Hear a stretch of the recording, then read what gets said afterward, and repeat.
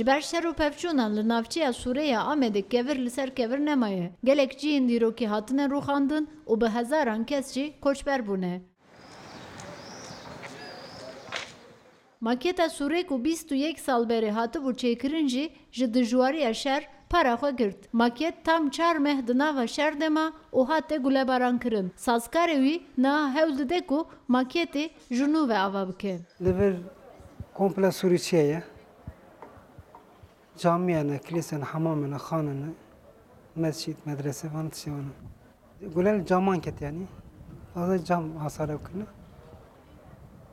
Sürzi çenciyan derbe xwene ama fazla nene. Ve komple mi pakış kir, diğer moyel boya kir. Onları çenciyan darmar eklemiş kir.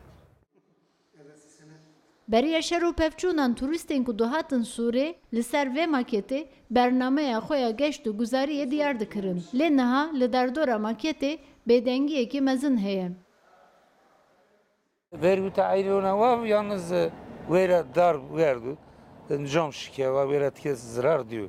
Velev teo turist zave bi yani omeni baden olayo hen tiyasinin evteo tiyasini. Turist per eve dara pırakan dikire. Çünkü eve dara Suriyeçi gerçekten tarihi açısından yani per mühine. İro mesela kes daha naveda ne kanaş ve dara bigere. Navçeya Sûreya Amedê ku li ser 105 hektar erd hatiye avakirin, di maketê de 205 caran hatiye piçûkkirin. Di maketê de ciyê herî bilind 21 santîme. Ew jî mizgefta Melik Ahmet e.